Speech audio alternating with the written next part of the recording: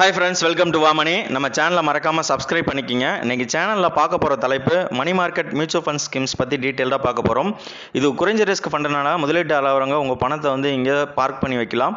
So நீங்கள் park பண்ணக்கூடிய பணமானது அடுத்த 6 மாதம் கழிச்சோ இல்லை அடுத்த 1 வருஷம் கழிச்சோ உங்களுக்கு தேவைப்படுது அப்படின்னா இந்த மாதிரி குறுகிய கால முதலீடு திட்டமே உங்களுக்கு ரொம்பவே ஏற்றதாக இருக்கும். ஸோ நீங்கள் ஈக்விட்டி இல்லை வேறு விதமான ஹை ரிஸ்க் ஃபண்டில் போய்ட்டு இன்வெஸ்ட் பண்ணிட்டு உங்கள் பணத்தை இழக்க வேண்டிய அவசியம் கிடையாது. அடுத்த 1 வருஷத்துக்குள்ளே உங்கள் பணம் தேவைப்படுது அப்படின்னா இந்த மணி மார்க்கெட் மியூச்சுவல் ஃபண்ட் ஸ்கீமில் இன்வெஸ்ட் பண்ணுங்க. ப்ளஸ் ஈக்விட்டின்னு போகிறப்போ உங்களுக்கு அதிகமான ரிஸ்க் இருக்கும். சரி, எனக்கு அதிகமான ரிஸ்க் எடுக்க விருப்பம் இல்லை, நான் இன்வெஸ்ட் பண்ணக்கூடிய பணமானது எனக்கு ஓரளவுக்கு ரிட்டர்ன் கொடுத்தால் போதும் அப்படின்றவங்க இந்த ஃபண்டை கண்டிப்பாக கன்சிடர் பண்ணலாம். ப்ளஸ் இதில் கொடுக்கக்கூடிய ரிட்டர்ன் ஆனது சேவிங்ஸ் பேங்க் அக்கௌண்ட்டில் கொடுக்கக்கூடிய இன்ட்ரெஸ்ட் ரேட்டை விட 1 or 2% அதிகமாக இருக்கும். இதை பற்றியான வீடியோவில் டீட்டெயிலாக பார்க்கலாம். வாங்க வீடியோக்குள்ளே போகலாம். சரி, மணி மார்க்கெட் மியூச்சுவல் ஃபண்ட் ஸ்கீம்ன்றது ஒரு டெப்ட் கேட்டகரி மாதிரி தான். டெப்ட்ன்றது என்னதுன்னா ஒரு கடன் பத்திரங்கள் ரிசீவ் பண்ணிட்டு அதை ஃபண்ட் மேனேஜர் வாங்கி ஒரு போர்ட்ஃபோலியோ கன்ஸ்ட்ரக்ட் பண்ணுறது தான் சொல்கிறாங்க. இந்த மணி மார்க்கெட் மியூச்சுவல் ஃபண்டில் யாரெல்லாம் இன்வெஸ்ட் பண்ணலாம், உங்களுடைய கோல் ஆனது 6 மாதம் கழிச்சோ இல்லை 1 வருஷத்துக்குள்ளேயோ இருந்துச்சு அப்படின்னா இந்த மாதிரி ஷார்ட் டேர்ம் இன்வெஸ்ட்மெண்ட் ஹாரிசான் உள்ள இன்வெஸ்டர்ஸ் இந்த மணி மார்க்கெட் மியூச்சுவல் ஃபண்ட் ஸ்கீம்ஸில் இன்வெஸ்ட் பண்ணலாம். ப்ளஸ் இதில் இன்வெஸ்ட் பண்ணுறப்போ உங்களுக்கு லோ ரிஸ்க்காக இருக்கும், ரொம்பவே மினிமல் ரிஸ்க்காக இருக்கும். நீங்கள் ஈக்விட்டியை கம்பேர் பண்ணுறப்போ இதில் ரிஸ்க் கம்மி தான். ஈக்விட்டி ரிலேட்டடான மியூச்சுவல் ஃபண்ட் ஸ்கீம்ஸில் பார்க்குறப்போ உங்களுக்கு ரிஸ்க் ரொம்பவே அதிகமாக இருக்கும். ஏன் அப்படின்னா அதில் கன்ஸ்ட்ரக்ட் பண்ணக்கூடிய போர்ட்ஃபோலியோ ஈக்விட்டி ஷேர்ஸ், அதாவது கம்பெனி ஷேர்ஸில் இன்வெஸ்ட் பண்ணுறதுனால அதில் வாலட்டிலிட்டி ரொம்பவே அதிகமாக இருக்கும். அதனால் அதற்கேற்ற மாதிரி நீங்கள் 3 வருஷம் கழிச்சோ இல்லை 6 வருஷம் கழிச்சோ இன்வெஸ்ட் பண்ணுறவங்க ஈக்விட்டி ரிலேட்டடான மியூச்சுவல் ஃபண்ட் ஸ்கீமில் இன்வெஸ்ட் பண்ணுங்கள். அப்போ தான் உங்களுக்கு கிடைக்கக்கூடிய ரிட்டர்னும் நல்ல ரிட்டர்னாக கிடைக்கும். இந்த பர்டிகுலரான மணி மார்க்கெட் மியூச்சுவல் ஃபண்டில் பார்க்குறப்போ உங்களுக்கு சேவிங்ஸ் பேங்க் அக்கௌண்ட்டில் கொடுக்கக்கூடிய ரிட்டர்னை விட அதிகமான ரிட்டர்ன் கொடுக்குறாங்க. ஃபார் எக்ஸாம்பிள், இப்போ சேவிங்ஸ் பேங்க் அக்கௌண்ட்டில் நியர்லி 3.25% 4%க்குள்ள ஒரு இயருக்கு இன்ட்ரெஸ்ட் ரேட் அதாவது வட்டி கொடுக்குறாங்கன்னா இதில் ஒரு 5.5% இல்லை 6% பர் இயர் உங்களுக்கு ரிட்டர்ன் கொடுக்குறாங்க. இதில் இன்னும் ஒரு பெனிஃபிட் இருக்குது அப்படின்னா, இப்போ உங்கள் கையில் 1 லட்ச ரூபாய் இல்லை 2 லட்ச ரூபாய் இல்லை 3 லட்ச ரூபா ஒரு பணம் கார்பஸ் ஒரு பல்கான அமௌண்ட் இருக்குது அப்படின்னா, இந்த மாதிரி மார்க்கெட் சுச்சுவேஷன் ரொம்பவே சரியில்லை அப்படின்னா நான் சேவிங்ஸ் பேங்க் அக்கௌண்ட்டில் பண்ணுறதை விட வேறு ஏதாவது ஆப்ஷன் இருக்குன்னா இந்த இதில் பண்ணலாம். ஸோ அந்த சர்ப்ளஸ் அமௌண்ட்டை எடுத்துகிட்டு நீங்கள் இங்கே இன்வெஸ்ட் பண்ணி வச்சுட்டு 6 மாதம் கழிச்சோ இல்லை 1 வருஷம் கழிச்சு நீங்கள் எடுத்துக்கலாம்.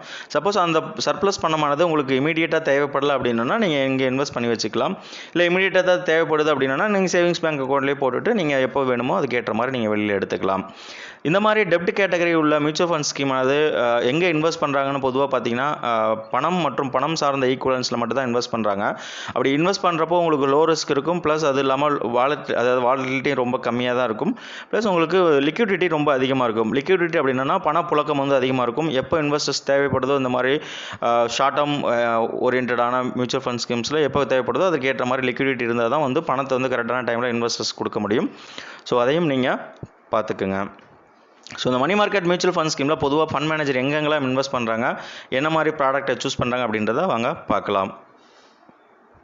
பொதுவாக மணி மார்க்கெட் இன்ஸ்ட்ருமெண்ட்ஸ்னு வரப்போ 4 கேட்டகரியில் இருக்குது. ஃபண்ட் மேனேஜர் எல்லாமே 4 கேட்டகரியில் மட்டும் தான் சூஸ் பண்ணி இன்வெஸ்ட் பண்ணுவாங்க.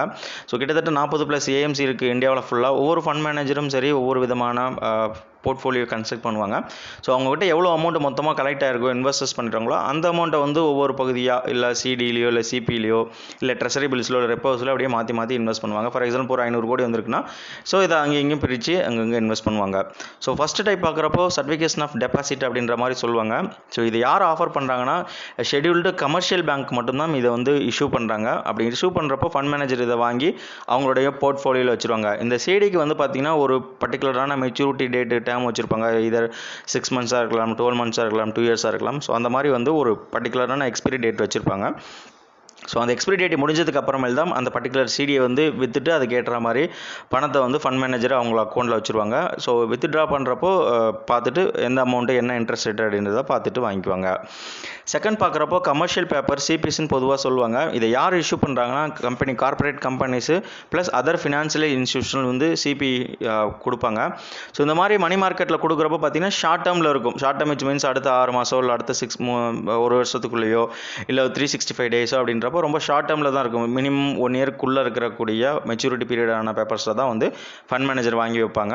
சப்போஸ் இந்த மாதிரி சிபிஎஸ் வாங்குறப்போ ஹை கிரெடிட் ரேட்டிங் இருக்கணும். ஹை கிரெடிட் ரேட்டிங்னா கரெக்டான மெச்சூரிட்டி டைமில் பணம் கொடுப்பாங்களா இல்லை ஏமாற்றிடுவாங்களா டிஃபால்ட்டாக போயிடுவாங்களான்றதை எல்லாமே அனலைஸ் பண்ணிட்டு தான் ஃபண்ட் மேனேஜர் இந்த சிபிஎஸ் வாங்குவாங்க. ஸோ நெக்ஸ்ட் பார்க்குறப்ப ட்ரெஷரி பில்ஸ் பொதுவாக அது டி பில்ஸ்னு சொல்லுவாங்க. இந்த டி பில்ஸை டேரெக்டாக வந்து சென்ட்ரல் கவர்மெண்ட்டே வந்து இஷ்யூ பண்ணுறனால இதில் ரிஸ்க் அதிகமாக இருக்காது. எதுக்கு இந்த மாதிரி கவர்மெண்ட் டி பில்ஸ் கொடுக்குறாங்க அப்படின்னா, அவங்க ஏதாவது ஷார்ட் டேர்முக்கு அவங்களுக்கு மணி ஏதாவது தேவைப்படுது அப்படின்னா அந்த டைமில் இந்த மாதிரி டி பில்ஸை வந்து இஷ்யூ பண்ணுவாங்க ஆர்பிஐ மூலமா. இதை 95 டேஸாக இருக்கலாம், இல்லை 120 டேஸ், இல்லை 365 டேஸ், எந்த டேட்டு எப்படி டேட்ஸ் வைக்கிறாங்களோ அந்த டேஸ்க்கு ஏற்ற மாதிரி உங்களுக்கு டி பில்ஸில் வாங்கி வச்சு பணம் வந்து எவ்வளோ இன்ட்ரெஸ்ட் வைக்கிறாங்களோ ஃபிக்ஸ் பண்ணியிருக்காங்களோ அதற்கேற்ற மாதிரி விற்கிறப்போ அந்த அமௌண்ட்டை வந்து ஃபண்ட் மேனேஜர் வாங்கிக்குவாங்க. நெக்ஸ்ட் பார்க்குறப்போ ரெப்போஸ்ன்னு பொதுவாக சொல்லுவாங்க, அதாவது ரீபர்ச்சஸ் அக்ரிமெண்ட்டு.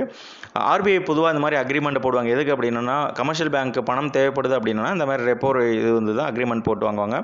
ஸோ அதையும் வந்து ஃபண்ட் மேனேஜர் வாங்கி அதுலேயும் வந்து பணத்தை வைக்கிறதுனாலும் வைப்பாங்க. ஸோ இந்த மாதிரி 4 டைப் ஆஃப் மணி மார்க்கெட் இன்ஸ்ட்ருமெண்ட்ஸில் இன்வெஸ்ட் பண்ணுறப்போ உங்களுக்கு ரிஸ்க்கும் ரொம்ப கம்மியாக இருக்கும், ப்ளஸ் அது இல்லாமல் லிக்விடிட்டி அதிகமாக இருக்கும். லிக்விடிட்டி அதிகமாக இருந்தால் தான் ஃபண்ட் இன்வெஸ்டர்ஸ் எப்போ பணம் வித்ட்ரா பண்ணுறாங்களோ ரெடீம் பண்ணுறாங்களோ அதற்கேற்ற மாதிரி கரெக்டான டைமில் கொடுக்க முடியும்.